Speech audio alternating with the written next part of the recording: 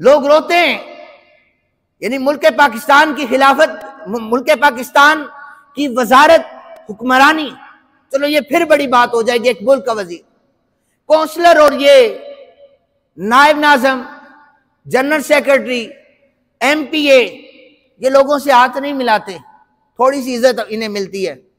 ये हमने भी देखा है, आपको ये साफ अल्फाज बता रहा हूं। अभी तो इलेक्शन दूर है, पता नहीं कब होंगे, हमें तो नहीं पता। इलेक्शनों के दिनों में ना सारी पार्टियों वाले एक एक नमाज सारी मस्जिदों में पढ़ते हैं। मैंने तो अपने कानों से सुना है।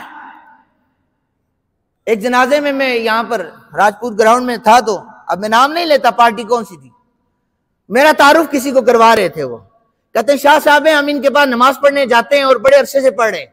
मैं दिल में सोच रहा था यही 1 महीना हुआ है इन्हें, चूंकि वोट इन्होंने लेनी है। और कहते हैं हम जुमा भी वहीं पर पढ़ते हैं, खड़े होकर सलाम भी पढ़ लिया करते थे। सारा वोटों का चक्कर था।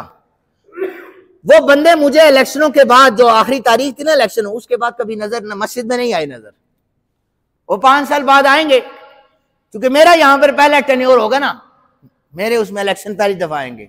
अब तो हो चुके, फिर आएंगे। मैं उनसे पूछूंगा कहां गई मेरी आवाज, कहां गए मेरे खुतबात, कहां गया वो नमाजियों से मिलना। वो जैसे नहीं रमजान में लोग निकल आते हैं इबादत के लिए, तो इन्हें 5 साल बाद इलेक्शन में वोट मांगने के लिए निकल आते हैं मस्जिदों में।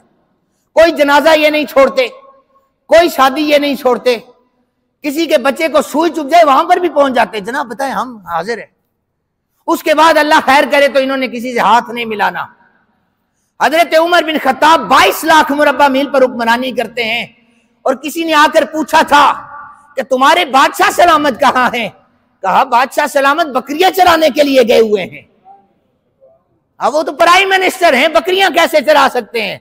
कहा ये तो अंबिया की सुन्नत है और रसूलुल्लाह के गुलामों को सिखाया ही गया है कि जो नबियों की सुन्नत हुआ करती है वही गुलाम अपनाया करते हैं।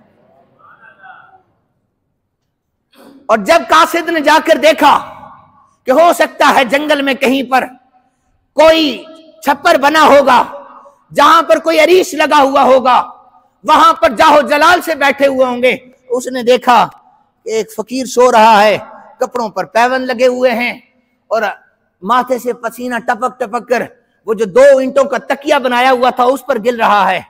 हजरत फारूक आजम को जगाया, आप पसीने से शराबूरे उठे, कहने लगे बोल मसला क्या है?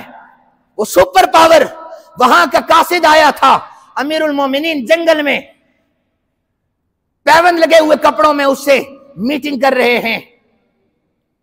तो हमें अल्लाह ताला हजरत उमर बिन खत्ताब जैसा हुक्मरान अता फरमाए। हम लोग दुआएं करते हैं ना, मैं अक्सर ये लोगों का भी ट्रेंड बन गया है, जो दुआ पर आमीन एंड कह दो ना, एक खड़ा हो जाए, फलस्तीन हस्ते दुआ करे जी, बारिश हस्ते दुआ करे जी।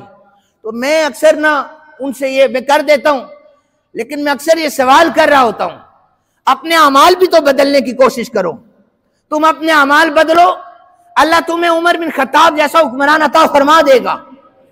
और जब अपने अमाल को बदलोगे, अपने मामलाते जिंदगी दुरुस्त हो जाएंगे, तो रब्बे जुल जलाल बारिशें भी अता फरमाएगा और तागूती कुव्वतों पर हमें उन पर मुसल्लत होने की तौफीक भी अता फरमा देगा।